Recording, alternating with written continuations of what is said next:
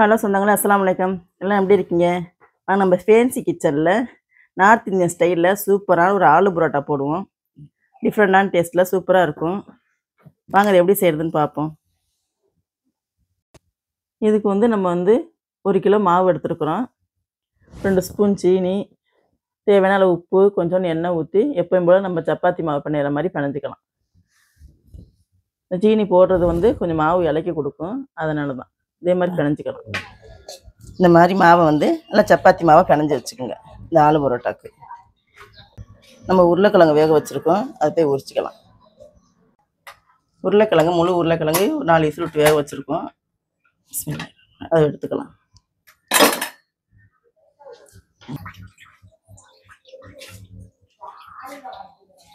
சூடாக இருக்கு, ஒதுக்கிது.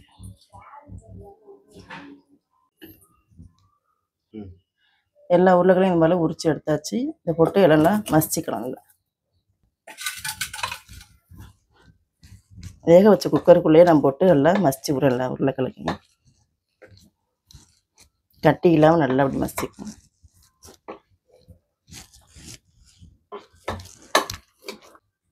அடுப்பத்தை வச்சு ஒரு கடாயை வச்சுக்குவோம். பிஸ்மில்லாஹிர்ரஹ்மானிர்ரஹீம்.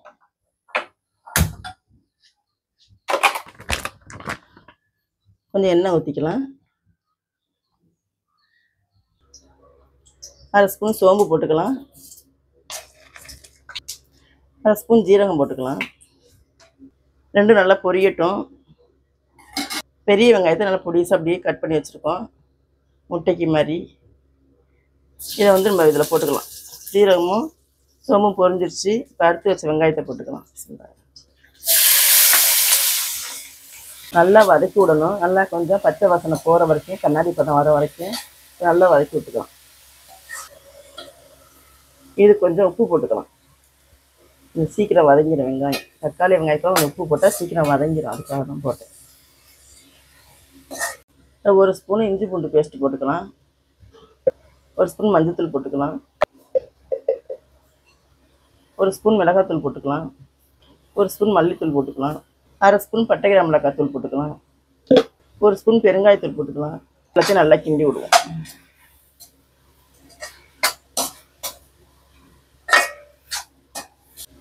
கொஞ்சம் மல்லித்தலை பொடிசாக எடுத்து அதையும் போட்டுக்கலாம். இதில் நமக்கு டொமேட்டோ சாஸ் கொஞ்சம் ஊற்றிக்கலாம். டொமேட்டோ சாஸ் ஊற்ற வேணாங்கிறவங்க எலுமிச்சம்பழம் புழிஞ்சு விட்டுக்கலாம்.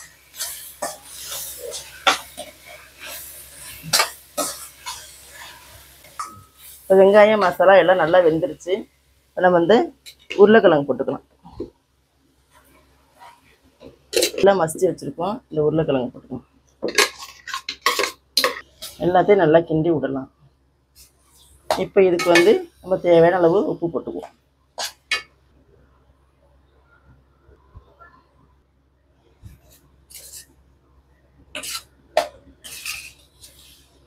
இந்த மசாலாவில், வெங்காய மசாலாவில் இந்த உருளைக்கிழங்கு போட்டு நல்லா பிரட்டி விடணும்.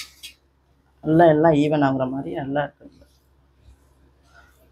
அது நல்லா இருக்கும். வெறும் உருளைக்கிழங்குல மட்டும் மசாலா தடவி இந்த மாதிரி எண்ணெயில் போட்டு வதக்காமல் பச்சையாகவே வச்சு ஆலு பரோட்டா போடுவாங்க. அது நல்லா இருக்காது, பச்சை வாசனை அடிக்கும், மிளகா வாசம். வாய்க்கு பச்சை மிளகா அறுத்து போடுவாங்க பொடிசா. நான் இதில் பச்சை மிளகா போடலை. பிள்ளைங்க சாப்பிட்றது வாய்க்கு பச்சை மிளகா கடிப்படும் அப்படின்ட்டு போடல. இப்படி நம்ம தாளித்து வதக்கி விட்டு நல்லா ஆலு பரோட்டா போட்டால் நல்லா வாசமாக நல்லாயிருக்கும். 2 சாப்பிட்ற இடத்துல கூட ஒன்று சாப்பிட்லான்னு தோணும், நல்லாயிருக்கும். நல்லா ரெடி ஆகிடுச்சு மசாலா. நம்ம ஆலு பரோட்டா போட்டுக்கலாம். கொஞ்சம் ஆறணும், சுட சுட இருக்குது. தட்டில் போட்டு கொஞ்சம் ஆற வச்சுட்டு நம்ம ரெடி பண்ணிக்கலாம். இப்போ தட்டில் போட்டு நம்ம கொஞ்சம் இப்போ ஆற வைக்கிறோம். ஆறினதுக்கப்புறம் நம்ம பரோட்டா போட்டுக்கலாம். ஆலு பரோட்டா போட்டு வச்ச கிழங்கு மசாலா ஆறிடுச்சு. நம்ம ஆலு பரோட்டா போட்டுக்குவோம். மாவு நல்லா ஊறிடுச்சு. மாவு பிணைஞ்சி எப்போவுமே எந்த மாவு இருந்தாலும் பிணைஞ்சி ஒரு 1/2 மணி நேரம் ஊற வச்சுருங்க.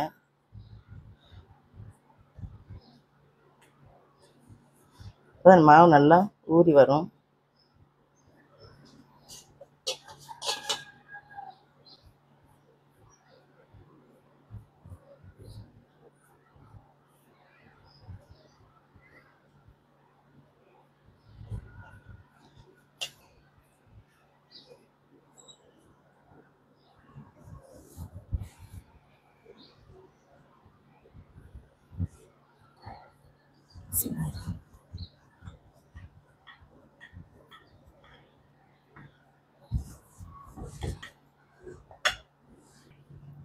மாவு கொஞ்சம் லைட்டாக தேய்ச்சிட்டு இந்த மசாலா எடுத்து இதில் வச்சுக்கலாம்.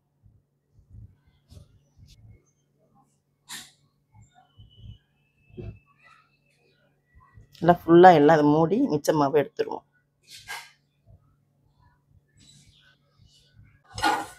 அடுப்பத்தை வச்சு தோசைக்கல் வச்சுருக்கோம். பிஸ்மில்லாஹிர்ரஹ்மான்.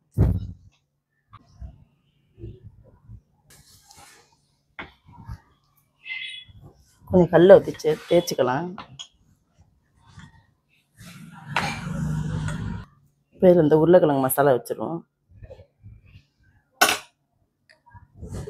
நல்லா ஃபுல்லாக மூடிடலாம். கேப் இல்லாமல் நல்லா மூடி மிச்ச மாவை அப்படி எடுத்துருவோம். ஒரு எண்ணெய் சீட்டை வச்சு நல்லா தட்டிக்கலாம். அது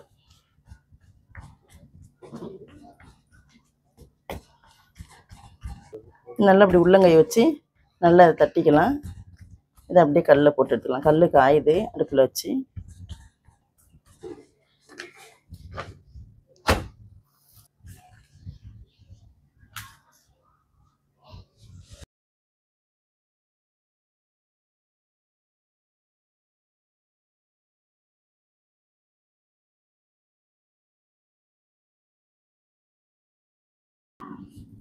எண்ணெய் சீட்டில் வச்சு இப்படி தட்டிக்கலாம். உள்ளங்கை வச்சு இப்படி ப்ரெஸ் பண்ணி தட்டினா நல்லா அழகாக வந்துடும்.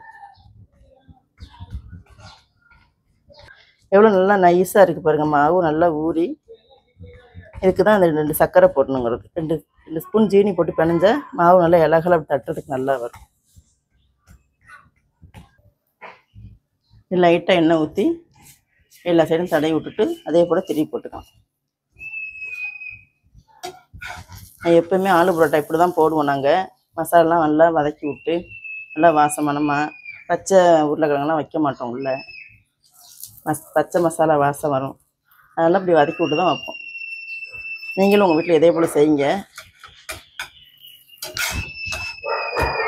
எங்களுக்கு காலேஜுக்கும் ஸ்கூலுக்கும் கொடுத்து விடணும். அதெல்லாம் காலைல விளரமாக வந்துட்டு செய்கிறோம். நீங்களும் இதே போல் உங்கள் பிள்ளைங்களுக்கு காலேஜுக்கு ஸ்கூலுக்கு வேலைக்கு போகிறவங்க இதே மாதிரி செஞ்சு எடுத்துகிட்டு போங்க. சைடிஷ் எதுவுமே தேவை இருக்காது. நாங்கள் இப்போ இது வந்து தயிர் சட்னி செய்கிறோம். எங்கள் பிள்ளைங்க கேட்கும், தயிர் சட்னி தான் கேட்கும் இதுக்கு. இப்போ அது செய்கிறோம். ஆனால் இது தயிர் சட்னி இல்லாமையுமே சாப்பிடலாம்ல. வெறும் வாயிலே சூப்பராக இருக்கும்.